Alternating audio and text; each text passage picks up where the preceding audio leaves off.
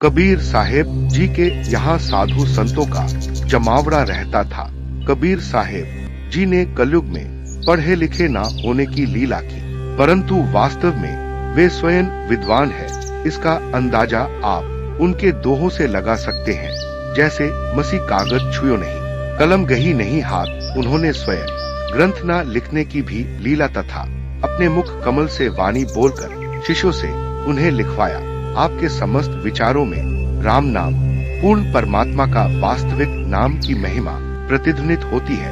कबीर परमेश्वर एक ही ईश्वर को मानते थे और कर्मकांड के घोर विरोधी थे मूर्ति पूजा, रोजा, ईद, मस्जिद, मंदिर। उनका विचार था कि इन क्रियाओं से आपका मोक्ष संभव नहीं। वे कहते हैं, हरि मोर प्यू, मैं राम की बहुरिया तो कभी कहते हैं, हरि जननी मैं बालक तोरा, और कभी बड़ा हुआ तो क्या हुआ, जैसे पेड़ खजूर पंछी को छाया, नहीं फल लागे अति दूर। उस समय हिंदू और मुस्लिम दोनों धर्म के लोग ही कबीर साहेब जी को अपना दुश्मन मानते थे, क्योंकि वे अपना एक तारा लेकर दोनों धर्मों को परमात्मा की जानकारी दिया करते थे। वे समझाते थे कि हम सब एक ही परमात्मा के बच्चे हैं। उन्होंने अपनी भाषा सरल और सुबोध रखी ताकि वह आम आदमी तक पहुंच सके।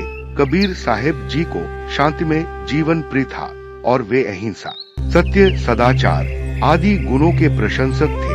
अपनी सरलता, साधु स्वभाव तथा संत प्रवृत्ति के कारण आज विदेशों में भी उनका समादर हो रहा है।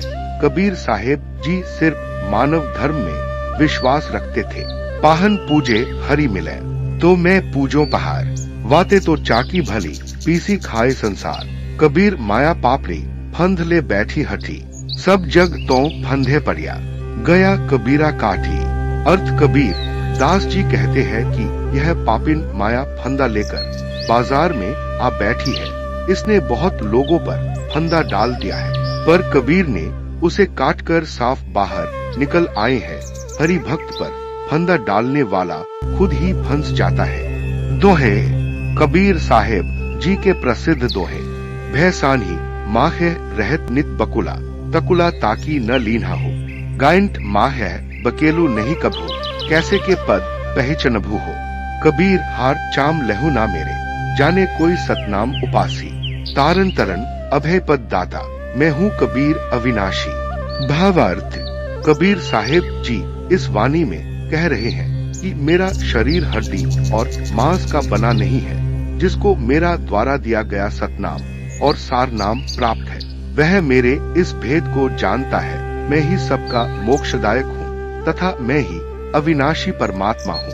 क्या मांगू कुछ थिर न रहाई, देखत नैन चला जग जाई, 1 लाख पूत 1.25 लाख नाती, उस रावण के दीवा न बाती।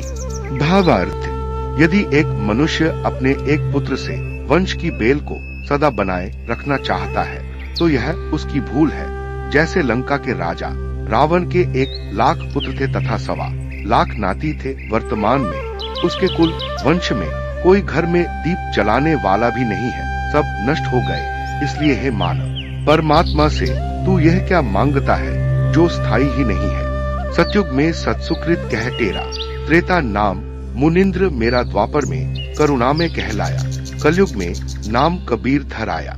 भावार्थ, कबीर परमेश्वर चारों युगों में आते हैं। कबीर साहिब जी ने बताया है कि सतयुग में मेरा नाम सत सुकृत था, त्रेता युग में मेरा नाम मुनिंदर था, द्वापर युग में मेरा नाम करुणामय था और कलयुग में मेरा नाम कबीर है। कबीर पत्थर पूजे हरि मिले तो मैं, पूजू पहाड़ ताते तो चक्की भली, पीस खाए संसार। भावार्थ, कबीर साहेब जी हिंदुओं को समझाते हुए कहते हैं कि किसी भी देवी देवता की आप पत्थर की मूर्ति बनाकर उसकी पूजा करते हैं, जो कि शास्त्र विरुद्ध साधना है, जो कि हमें कुछ नहीं दे सकती।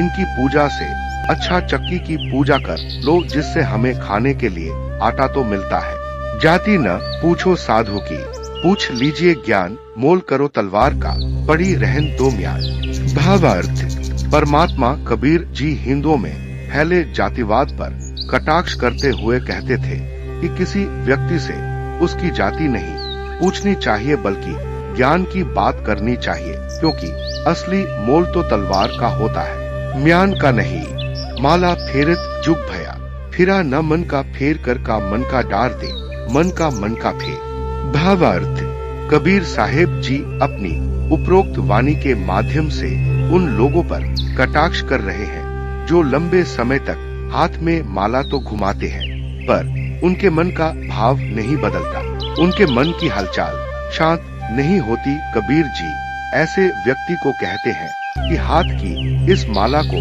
फेरना छोड़ कर मन को सांसारिक आडंबरों से हटाकर भक्ति में लगाओ। मानुष जन्म दुर्लभ है, मिले न बारंबार, तरवर से पत्ता टूट गिरे, बहुरी न लागे डारी। भावार्थ, परमात्मा कबीर जी हिंदू और मुस्लिम दोनों को मनुष्य जीवन की महत्ता समझाते हुए कहते हैं कि मानव जन्म पाना कठिन है, यह शरीर बार बार नहीं मिलता, जो फल वृक्ष से नीचे गिर पड़ता है वह पुण्य उसकी डाल पर नहीं लगता। इसी तरह मानव शरीर छूट जाने पर दोबारा मनुष्य जन्म आसानी से नहीं मिलता है और पछताने के अलावा कोई चारा नहीं रह जाता।